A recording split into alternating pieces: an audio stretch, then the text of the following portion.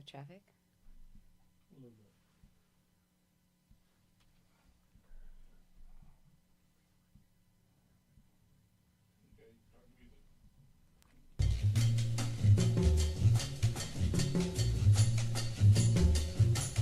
Good evening and welcome to the Poets Cafe, the art of conversation.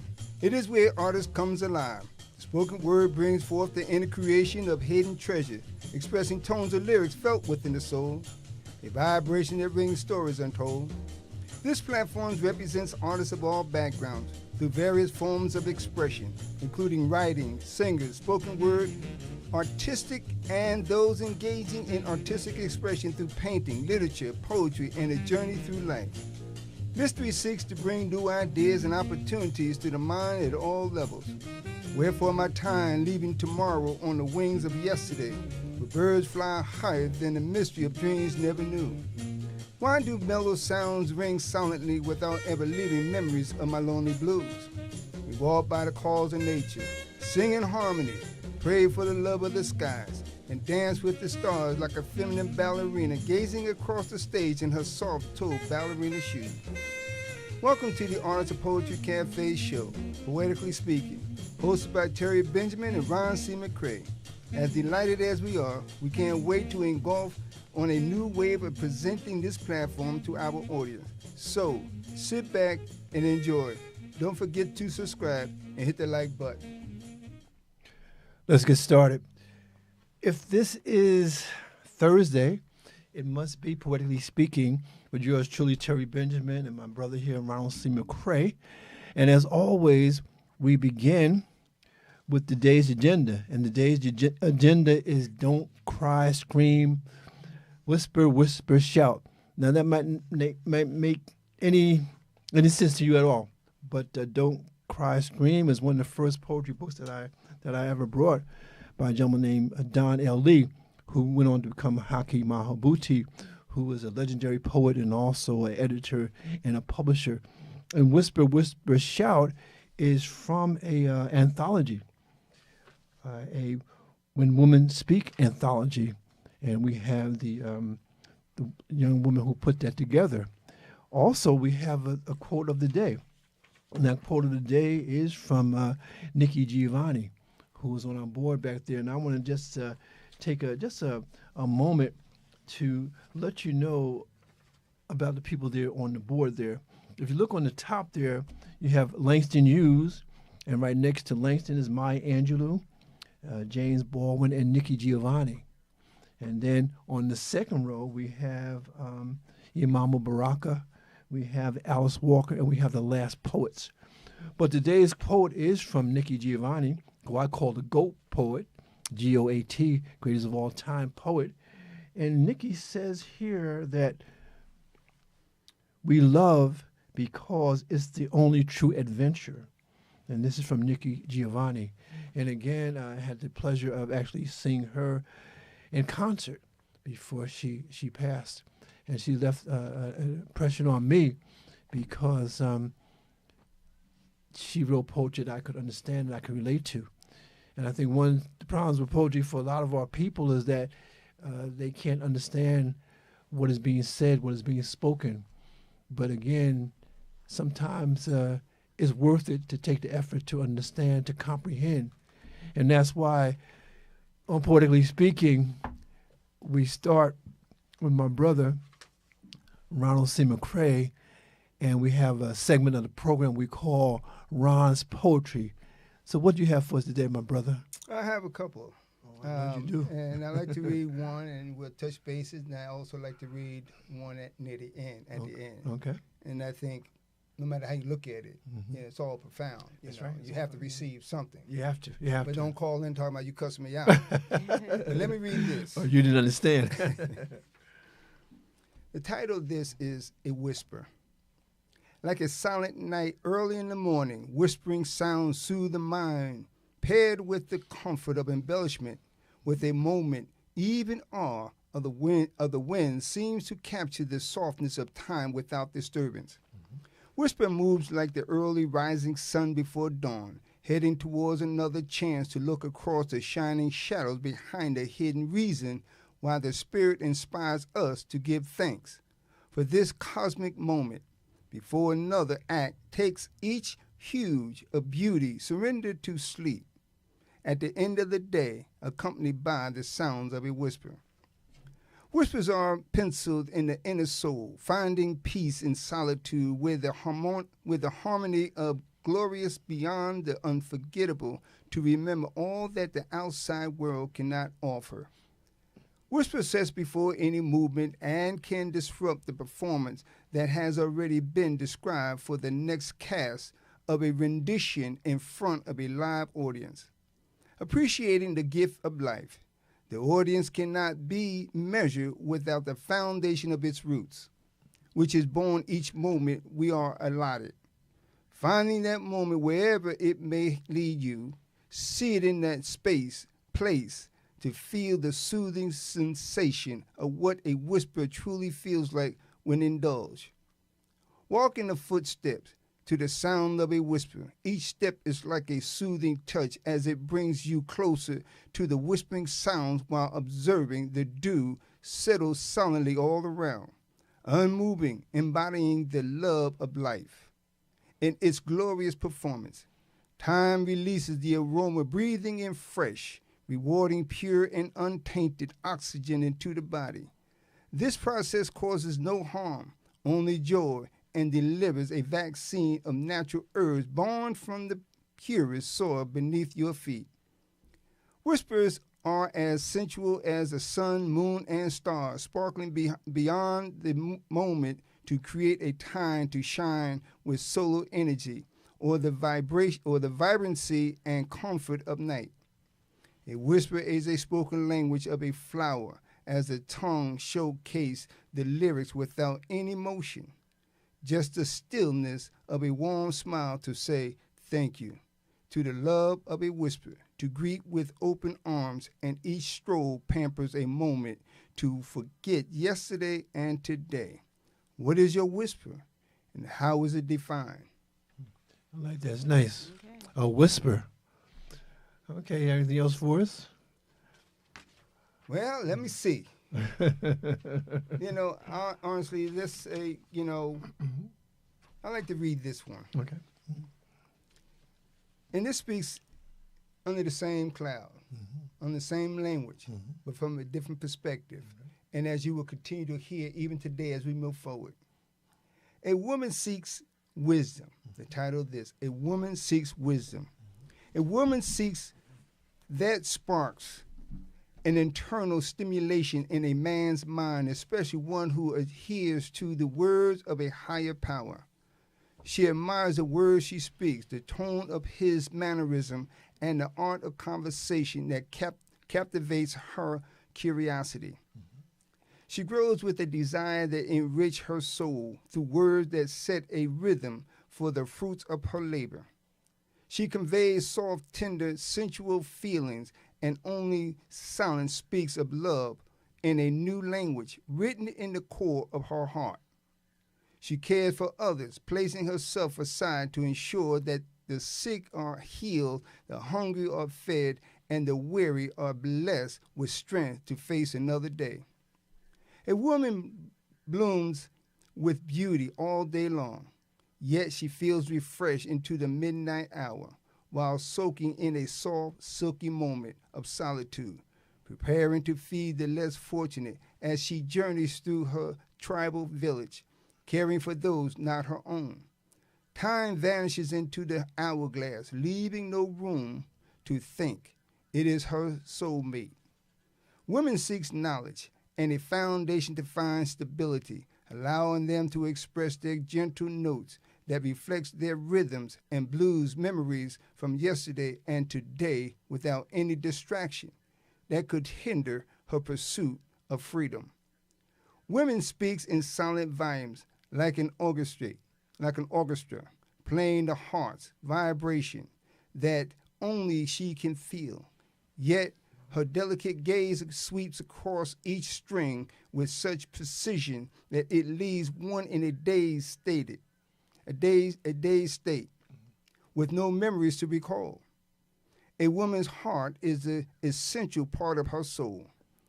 Learn from it, listen to it, and feel the warmth of what makes a soulmate, someone who rides with her, thriving through the winds of time. She longs for intimacy, yearning for him to soothe her tender, silky skin and radiant smile across her soft lips, where time stands still. Wow. I tell you, talking about the agenda, the whisper, shout, man. You're definitely doing a lot of whispering there. And you mentioned when women speak, and that's one of the things that we're going to explore in this particular program. You ready to bring in our guests? Yes. All right. This is special. This is very special. It is truly a pleasure. And as we always say, that one, we recognize and respect each and every person's title, and position. But on this show, we identify our guests with permission. We always notify them in advance, our brother and sister, because it's a family. Mm-hmm. And that's how we look at each other. We don't look at title and position, but we respect those who want the title and position to be presented. Mm-hmm. And so, again, I'd like to read this short bio of our guest today, our sister, okay? About the author. AMEERAH is, and let me back up, AMEERAH SHABAZZ-BILAL is her full name. If I pronounce it wrong, she's going to correct me. So don't tell me I pronounce it wrong. I'm doing the best I can. But nevertheless, AMEERAH is a teacher and a graduate of New York's Institute of Technology, Bloomfield College, and the University of Phoenix, Arizona. She has facilitated poetry programs for middle school, written, produced, and direct students' productions of spoken word, and published over 300 students' author illustrations in the capacity. She has hosted local poetry venues and currently facilitates an all-women's platform, When Women Speak, a venue committed to empowering and assisting women in finding their own spiritual poetic voice. AMEERAH is a photographer with a unique talent of telling stories through poetry and visual arts, with works exhibit in venues in North and Central Jersey. Her mantra is poetry isn't poetry unless it's spoken word, and that's what we are all about. And again, at this time, I'd like to introduce to you our guest who will continue to express to you who she really is, what she represents to all sisters. And brothers, we want you to listen. Pay attention now. Pay attention. So again, our guest. Good evening. My sister, when someone told me about you, she said, you have to have this young lady on your program. I said, Patricia, I will do that. And I reached out to you, and I wanted to get you on right away, but you were going out of the States. Where were you going now? So I traveled recently to the country of Istanbul. Mm-hmm. My daughter and I, and it's in Turkey. Mm-hmm. And one of the unique things about Istanbul, it is the only city that resides on two separate continents. Wow. So you have the European side and you have the Asian side. Okay. And we explored everything from the top to the bottom of that place, and we documented our journeys. Yes. And I had a lot of followers on social media that came with us on that journey. Yeah. I think one of the two of you I was one of them, because you sent the pictures and the video, mm-hmm. and Ron, I felt I was on vacation. Exactly. But the thing that we spoke about before is, we as people in this country, we sort of limit ourselves. Okay. And you was telling me that there was a trip to Cuba that sort of expanded your horizons to a great extent, right? Well, one of the things that we did discuss before we came on air was the fact that we do need to leave our block. We need to leave our neighborhood in order to understand that there is a world out there that is kinder and more like us than what we see every day. So the travel to Cuba helped me to recognize that we see our people everywhere. Yes, When they talk about yes. when they talk about the African diaspora, it is very prominent in the people and the hues of the small island of Cuba. It's 90 miles south of Florida, not that far. And there's a lot of culture, a lot of art, a lot of poetry. The whole island is bustling with creativity of people with skin tones like ours, and they run a gamut. Of course, colonization happened there as well. Yeah, of course.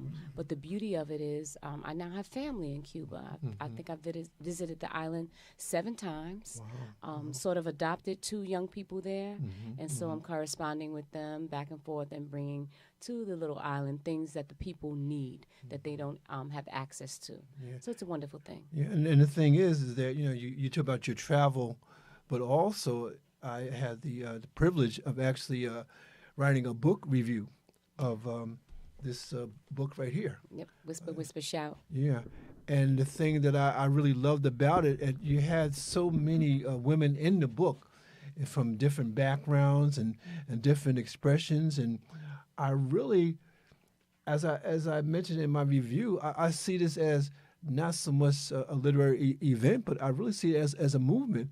And so, when did this come about? When women speak, that whole concept, how did that come about? I'm so glad you asked that question because we never talked about the origins of when women speak, and this is a true story. Okay. As my bio stated, I'm a teacher. Well, I'm retired now, and I'm a teacher. And my job was to teach science. And my joy was the after-school program where I taught poetry, and the children performed. Never had I graced the stage because I'm a writer before a poet. Yes, yes. But once I started to travel the circuits of Newark, New Jersey, the poetry circuits, I realized that poetry was definitely my heart. It was a way for me to complete stories or narratives like a project. It had a beginning and it had an end, as opposed to a novel where it was going to take me however long to finish it. Right. So I was a part of the poetry circuit. It was mixed men and women, and then I began to host. And I remember one of my college mates had done a one-woman play of Jane Pittman, and she was phenomenal. Yes. But some of the things that happens to us as women through life is we become somebody's wife. We become mothers. We get lost in that whole idea of serving other people that we forget that we are here and we have gifts. But I remembered that performance. So I asked her, would you do that performance on my show? So she's Muslim like I am, and I'm sort of shy. So she was like, I don't perform in front of men. I said, not a problem. For the day that you are my feature, I will make sure that no men are in the audience. So that day, we had only women in the audience. We had only women on the stage behind the mic. We had only women vending. And we did that to a sold-out crowd. There was not a seat in the place. There were women standing in the aisles and in the back. And I'm looking out at the crowd, and I'm like, girl, I think you got something here. Yes. Right? Yeah. So my friend did her thing, and that was the birth of When Women Speak. From that day until today, we are all women. We perform to women. We have broadened our horizons a little bit, and we go, to mixed audiences. Okay. But it is truly When Women Speak.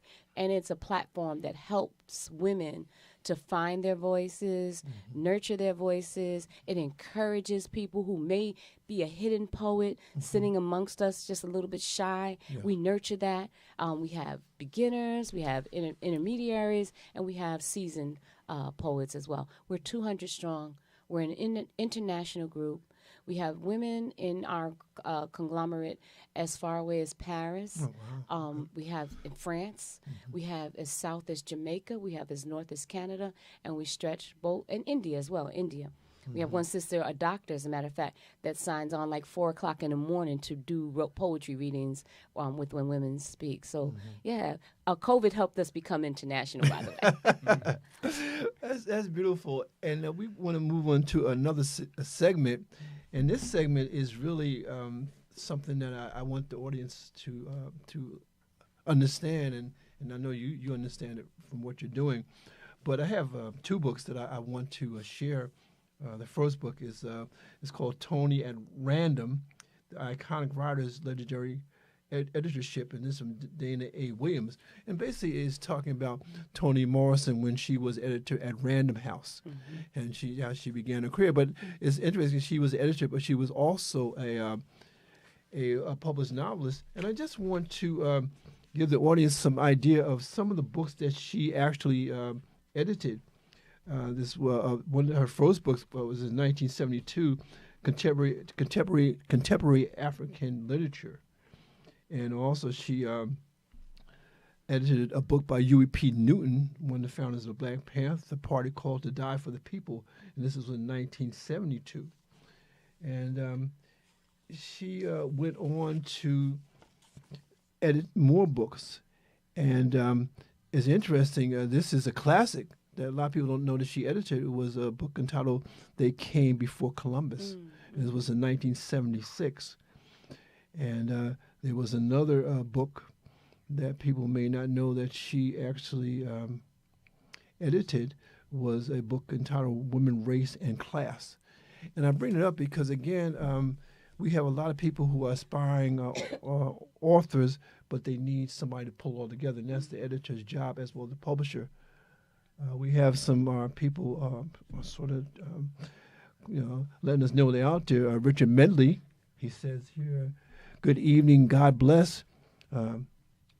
Dina Robinson says, "Good evening, Cherry and Ron. I'm on board." And so we have people who tune in and let us know they're out there. But I really want to get into your book. Okay? It's entitled "Whisper, Whisper, Shout, a When Women Speak Anthology."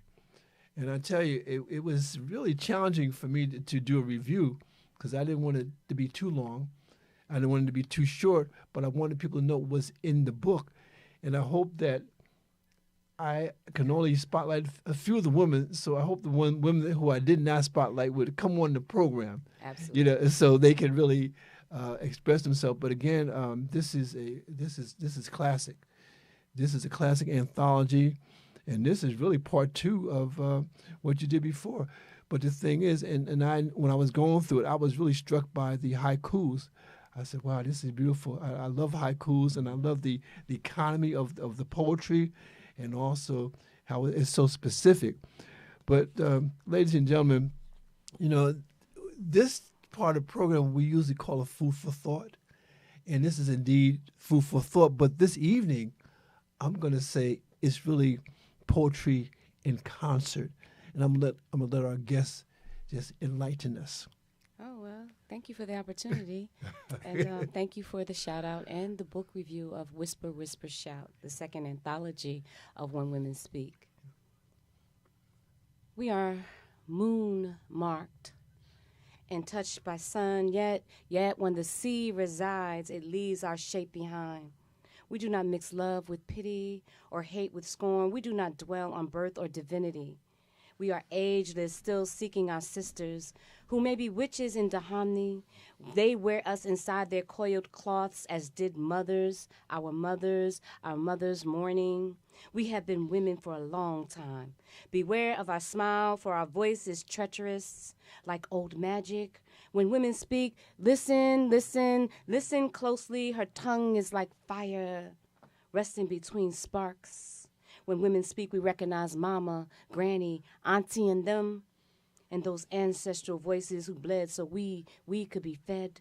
When women speak, we awaken our fictive kin using pens and spoken word to tell tales of framed pain. When women speak, they become a clarion's clash, a beacon shining through dark, blistering nights, craving, and carving a silvery path passed through taloned fingers. When women speak, it takes a moment to realize that the echo we hear is the voice of those who speak back. But when real women speak, they say, sister, come. Their words are like age salve, healing wounds. When women speak, they may identify as Christian witches, a gemmed angel, a Mother Teresa, or a Sister Fatima. But shout out, She is Hagar, mother, mother, mother of all nations. She is Lilith, demonized for loving her freedom. She is Mary Magdalene, who saw the crucifixion and the resurrection. Some call her Aunt Sarah. Some call her Seraphina. Some call her Sweet Thing or Peaches. Are you afraid of her magic? When women speak, do you hear the sound? It echoes in waves of her laugh. The joy of binding generational curses. Do you hear the sound? The ceiling is broken. We've kicked in the doors, screaming triumphantly for the generations before us. When women speak, we absorb generational trauma. Speaking life into death, our voice becomes soprano songs to purpling moons, telling men, y'all ain't a thing without women. When women speak, we are every woman if need be, but sometimes we simply are she, realizing that our voice matters too. We speak loudly through generations strong. We are woman. You tremble when women speak because her tongue is magic. Our mothers were right to teach us that we are what we eat, flesh upon flesh. Queens feast on the manna of love in all languages. Lyrical libations are the nectar that courses through our veins. We give libation and untie reins for queen after queen after queen. And Hawa be Eve, and Eve be Hawa. And no one tells Eve to shh. Poem. I'm gonna give you one of these. Thank you. What was the name of that? What was the name of that poem? When Women Speak. When Women Speak. Okay, well, continue. Okay, so the next one is titled after the book Whisper, Whisper, Shout. Can't have an anthology with that title without having a poem written for it. Yes. So it's Whisper, Whisper, Whisper, Shout for the Silenced by AMEERAH SHABAZZ, the elegy in the key of whisper, whisper, whisper. They buried her beneath the hush, no tombstones, just a kitchen chair, still warm with stories she'd never get to tell. Silence folded in her bones like linen, washed, wrung out, hung up to dry beside somebody else's power. Her no was rebranded as maybe, her yes dismissed before the echo reached the ceiling. She spoke only in sighs and lullabies, broken breaths, cracked cheeks of tears, and bruises that refused to rhyme. This is for the women who had truth caught in their throats, choking on reverence, on roles, on love, on lost loves, on rules, who whispered into tin cups and paper walls, who wrote freedom in their margins of Bibles and birth certificates with fatherless names. I weep for her, not in pity, but in rhythm, and not in shame, but in solidarity. I whisper for her into the marrow of every girl who's ever been told, speak softer, not now. Don't. I whisper, then I shout it with a voice gathered from centuries, from the corner kitchens, from protest pulpits, from freedom marches and prison cells. Shout with lungs bruised with breathing. Shout because silence never solved the soul. This is for her, for them, for us. Whisper, whisper, shout. Poem. And Dina Robinson says, speak, sister. Thanks, Dina. Shall I go on? Yes, go on, please. If there's a song, if there's a freedom song we can sing that won't include misery, let it be. Then sing. If any of you must sing, sing out to the skies above with the songbirds, the soundboards from duets below your toes. Even if your song be difficult and different than those who hold ears and thoughts and hearts, be smart.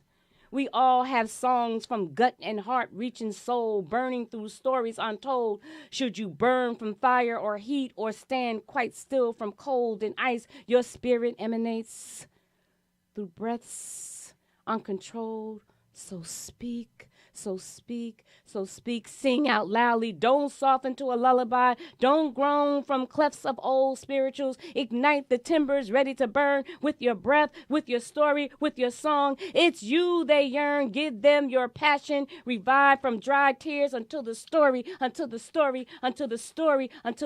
is told. And you and she cry no more. Poem.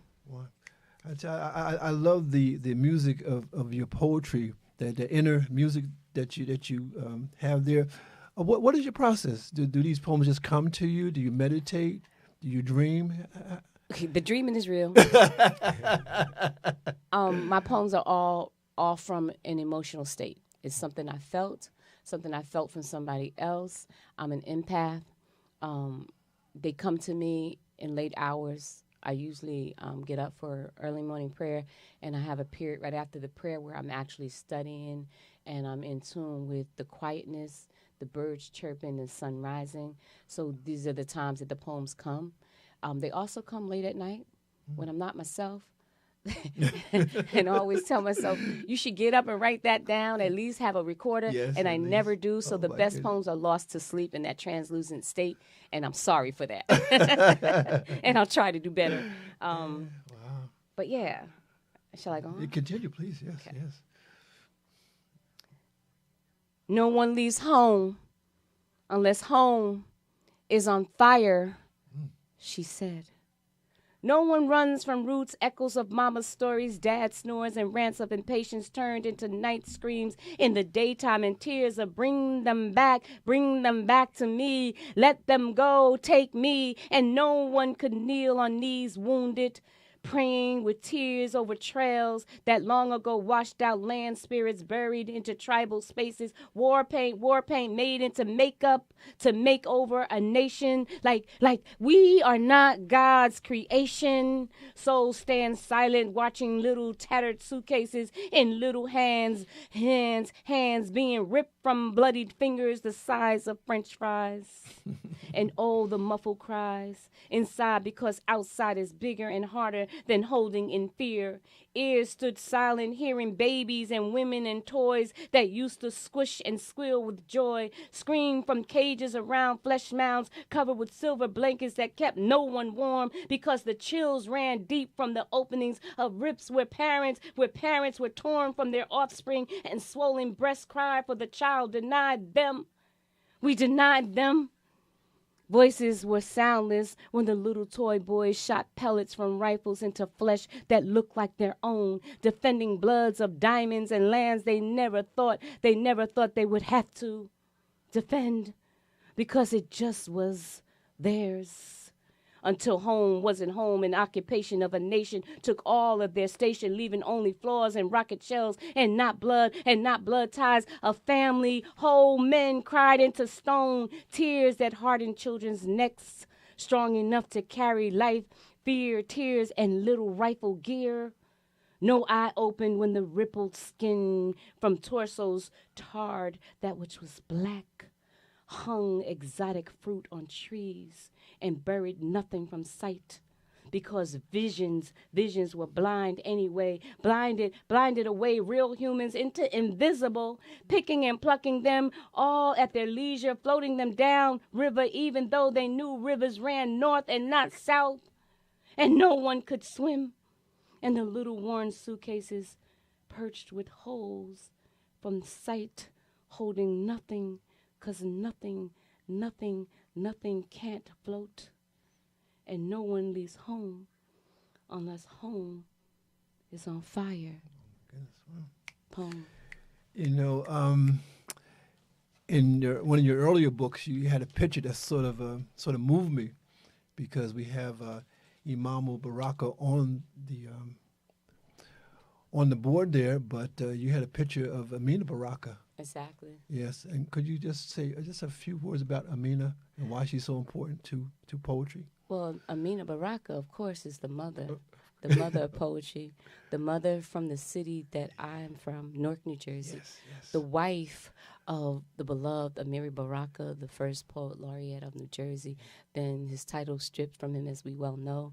But poetry and activism and speaking for the people and being with the people. And it was just an amazing time for them to be around and give that to us as a people, to carry that legacy down to today, to me, and for me to give that legacy to the students that I teach. AMEERAH Baraka is the mother of that tongue, period.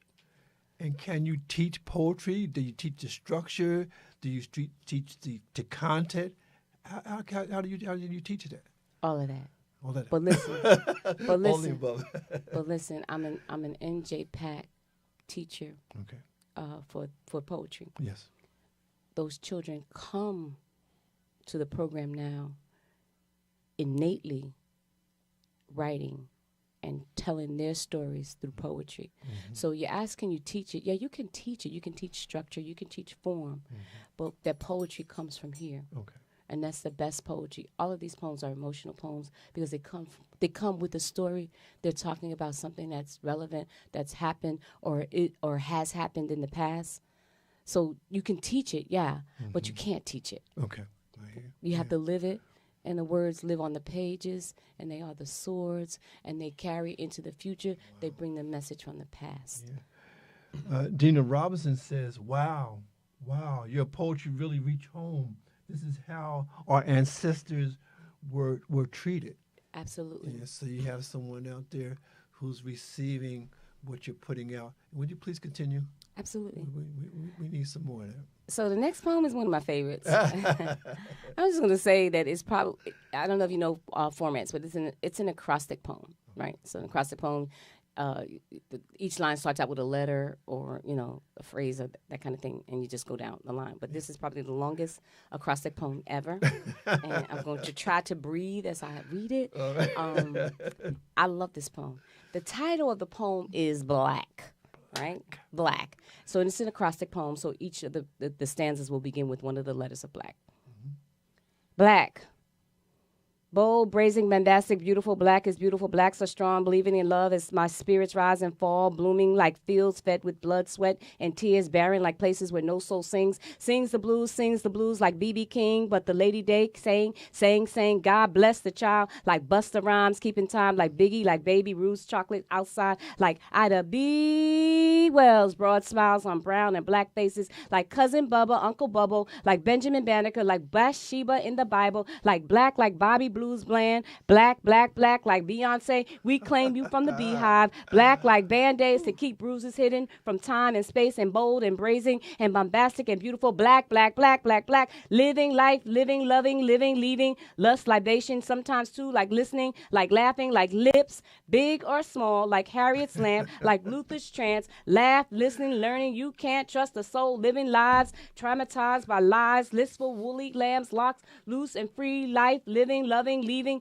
lust, libation, Black Lives Matter, that kind of black, ancestors, anarchy, angles, axe to the tree, Amistad, abandoned, ability, Arthur Ashe, like Angela, like Maya, like Angelo, like a seed to reparations, like angle views of me and you, like atop any mountain view, be like abstract views of anatomy of a man, truths like aching, arcing arrows, Apollo the theater, not the god, for that is a law, like Achilles' heel, like Hank Aaron, Crispus Attucks, Marian Anderson's, like Ali, Audre Lorde, good Lord, ancestors, anarchy, angels, adjacent to the axe, adjacent to the tree, like Amistad, give us free Africa, not a country, ancestors, that kind of black, curious, comforting, cold face, conquered, chatter, cheers, celibacy, captured, celestial civilization, cradle like Cab Calloway, crazy like civil rights, like Stokely Carmichael, like Cicely Tyson, like Cassius Clay, changed his name to Ali,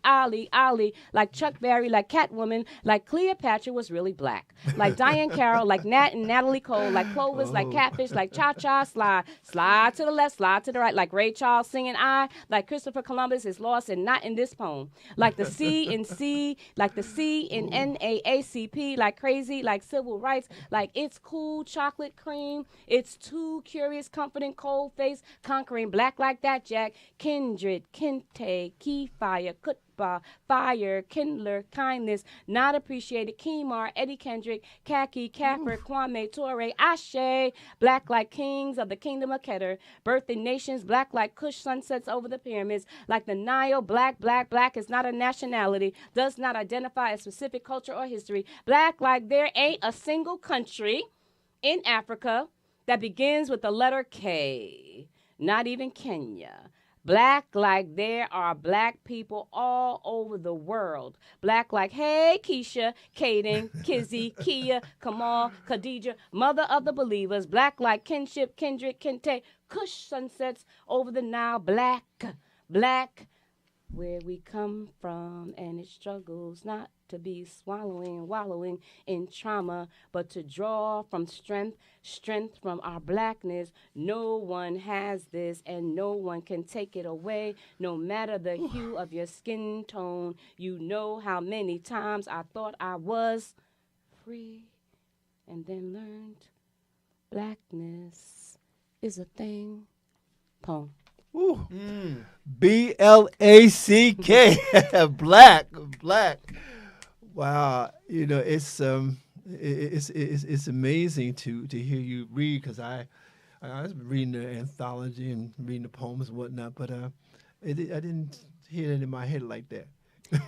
Well, one of the beautiful things about that anthology, I neglected to tell you, it is interactive. Okay. So you see those QR codes throughout the pages? Mm-hmm. If you actually use your phone camera and click on it, you can hear the poet reading their poem. I didn't know that. Oh my goodness! Wow. And I would strongly suggest that you go to Ruth Mahogany. Okay. She's from Nigeria, a phenomenal poet. And when you scan her QR code, mind blowing. Oh my goodness! Right, so that's a different flavor, a little seasoning in what we're used to. So go to Ruth's page and scan hers. I'm going to do it, and it's so funny because on that board back there, you know, we have all these poets, but on our board right there, I can press like Imamu, and I hear his voice, and Alex Walker, and that kind of thing. And the beautiful thing about that is that, because even with my brother, I mean, sometimes he may not be here, and I get a chance to read his poetry. You know, because I believe that it has to be spoken. Yeah, you have to hear it, because it's good to read it on the page, and that's okay. But when he reads his poetry, when you read your poetry, it's a different experience. And I'm just so glad that we were able to come together, that we were able to be here. And like I said before we came on the air, I mean, all the women in this book, they have open invitation to be on Poetically Speaking. And so if we can arrange that some kind of way, I would love to have that. Absolutely. Because there's so many women in here. It's so much richness that I would be remiss if I didn't share it with other people. And again, I told you that this time we have is going to be it's going to be over soon. And before we sort of fade to black, what would you say to a young woman who wants to write poetry, but she doesn't know how to find her voice? How can she find her voice? Because your voice is very, very distinctive. And I think everybody has a voice, but they may not know how to find it. Well, the first thing I would say to any poet, male, female, but specifically women, is remove the testosterone from your environment and the things that kind of take the air out of the room. Okay. And not to be comparing yourself to anyone. It is a beautiful thing for poets to be who they are. None of us should sound the same. Okay. None of us should sound the same. So what people do when they first start out is they look, they evaluate, they compare themselves to somebody that they know, whether famous or not, and they begin to try to develop themselves like that person. And you can't ever do that. So the advice is write from your soul, read it the way you feel it, tell the story the way you want the person that's hearing it to perceive it or to receive it. I should say it like that. Yes. It's your authenticity. It becomes you, and it becomes your voice, and you practice and you develop, and as you do it more, you become better at your craft, and you become more grounded in who you really are. yeah, I don't sound like anybody else. And it took me a minute to feel comfortable with that. Because I'm like, well, am I any good? Like, they over there doing slams. I can't do a slam. I can't even remember the first line of my poem. But I became more comfortable with that as you and I discussed when I saw the greats, Maya Angelou, Nikki Giovanni, all these people, Sonia Sanchez on the stage with their paper. I'm like, okay, I'm cool. I can do this. And I also write a lot. So I'm always, each venue, I'm doing new material. Okay. So I can't possibly memorize because it's new material. So the new writer has to not feel like you have to memorize. It's good if you can because the performance just takes on a different, a spirit. Yes. But if you can't, like, I can honestly say that as I'm reading, people lose sight of the fact that I'm actually reading. Yeah, of course, yeah. Because you have to bring life to what you've written. That's true. Yeah. And I'd like to have another poem from you, and then I'm going to have my brother come in and close us out. But please, let's have another selection. Okay, so I'm a little long-winded, so I don't know if you want me to do a shorter one or... No, we got time. Okay, I'm going to do the one that I wanted to do that talked about me going to Nigeria. Yes, yeah. Going to West Africa. Okay. Cornrows, cornrows, cornrows, Ethiopia, Adidi, Suku, Yoruba, it's nose, it's home. Dembe drums, dembe drums, dembe drums, hoopy dance, boot tapping, foot stepping from Soweto's belly. Aye, Zulu, Zulu. The dembe has a body hard as wood, deep in tone, void of burn of the sun. It beats in the hearts even when they be apart.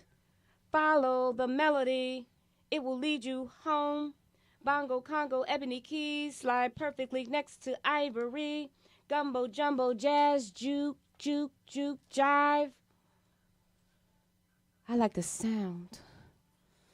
I like the sound of your voice. Your voice is a magic thing. Sun and rain and poetry flooding in my memory. But all I can remember is how you got over that deep river with amazing grace and cured your blues with natural rhythms. See, I like the sound of your names. I think of revolution and blues and the many hues of us. I like the sound of your voice. I hear the melodies of flutes and harps. I'm obsessed with your sound vibrations. I like the sound of your heart.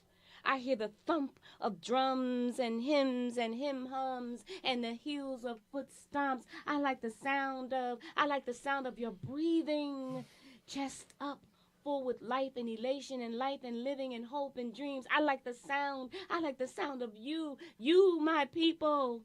I like the sound of mother. Have you missed me? Have you hugged your womb and grieved me? How does a mother recover when her children go missing into the night and the clank of chains rattle the beat of hearts, losses to death and the unknown 3.5 million golden crowns of glory gone into the mist? Tell me how. I have that blood, the umbilical cord is ripped and eaten, still staining my wisdom teeth with honor and knowledge of self-belonging, while the cells of my grandmother rest in my uterus walls, scraped off in ways that can be traced in a two-way direction into the future from my ascension from grandmothers onto my daughters and granddaughters, the ascension. We carry the cells of futures within, germinating and populating through winds. See, they can't really kill us. We were planted into the ground before time. And even if the soil be dry, it is never barren. Our souls met and kissed the Creator's knowledge, knowing ourselves and others before the flesh housed us. How dare they think we would not recognize home, long for it, grieve for it even. This orphan tongue lies so flat from excavation, it's missing the shapeshift to speak its true language, unaccented from the hate that was given. But my cells and my skin and my womb and my very soul bears witness. Connect my DNA. I am your daughter. Omubaran, Kiki is easy to remember. I am filled with the longing for you, Mama. I am obsessed with finding you. hugging your greens and your whites through my nostrils, giving the scent back to my olfactory nodules, blazing in the roof of my nasal cavity for 400 years, following the scent of the smell of you, my people. I have found home. I want a gele rubbed against the earth to grab the scent and the feel of being worn and tattered from this shore to that. Wrap me in a lapa with no stitch. It will cling to my hips as it remembers me. The glue be us together again. Give me my name back. I am AMEERAH bint Fatima bint Maryam bint daughter of the earth. Stitched to my garment hem, adhere with the cells of the wombs which bore us inside of each other right here on this soil. Call me Naja. Oh, call me Naja Ayaba Aliyah, who has returned Manshura, my given name from the milk of the Hausa people. See my scars. I am orphaned no more. Mother, welcome me. Family, I have missed you.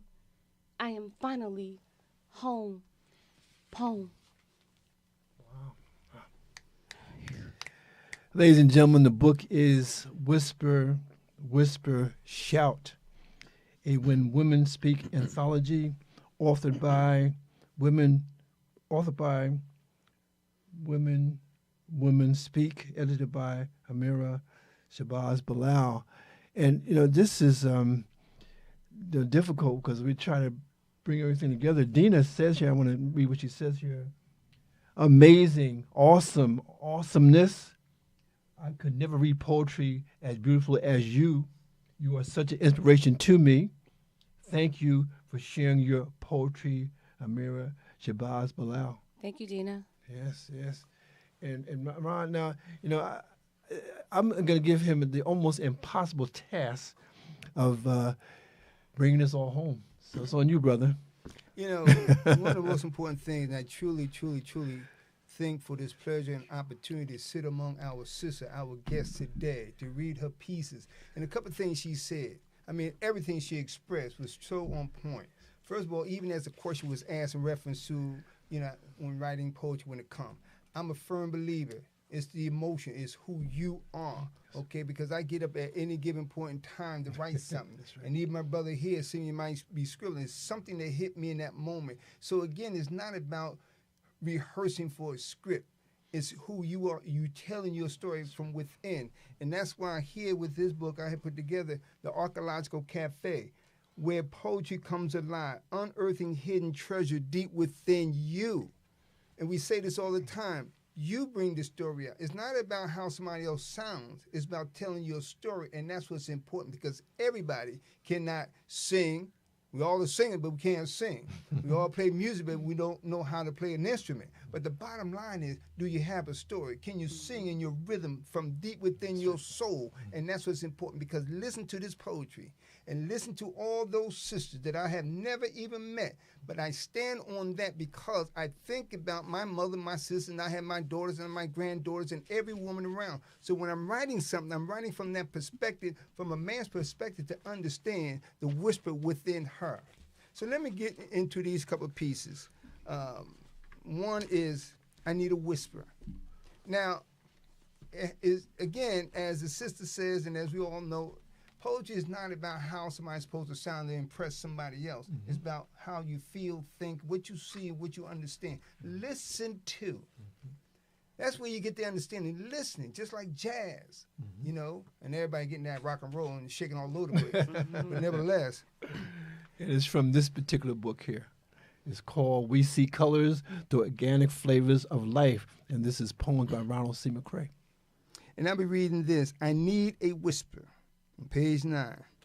Inspired by a soft tone of her voice, she said, I need a whisper challenged as her heart.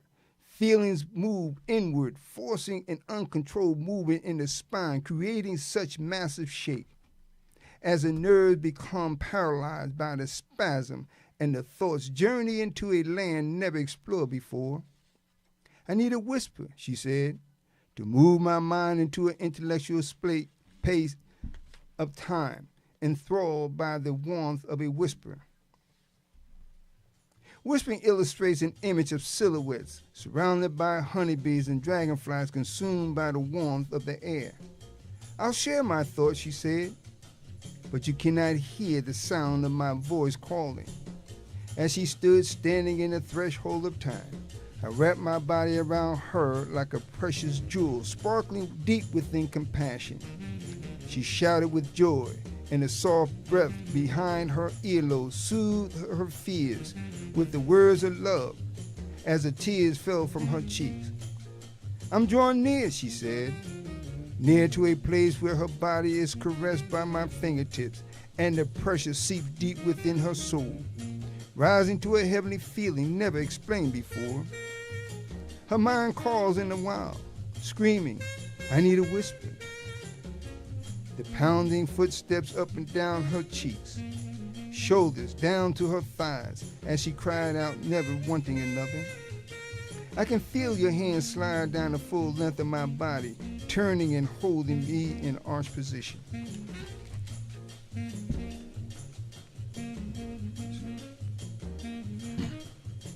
When I cry, I need a whisper, and for a moment I lost consciousness. But you were there to revive me, and I became oblivious. But with a whisper, you called my name. With just a whisper, your voice called me near. Filled with opulent joy, my soul found peace in the wild, seduced by you, your love. And the rhythm and blues moved through my veins when I felt your grip as I tensed and came from a place of insecurity, embraced by your locked arms as I trembled without any pain. Just because of your whisper, your voice, your name lay dormant, deep in the hollow echo of my soul, when you whispered my name. This has been Poetically Speaking with yours truly, Terry Benjamin, Ronald McCray. We thank you so much for joining us, and we'll be back here on Sunday from 5 to 6 p.m. Richard Medley says good night, everyone. Awesome. Thank you, Ron. Thank you, Mira. Thank you for our listening audience, viewing audience. We love you, and again, we are inspired to bring you these kind of programs. So, good night.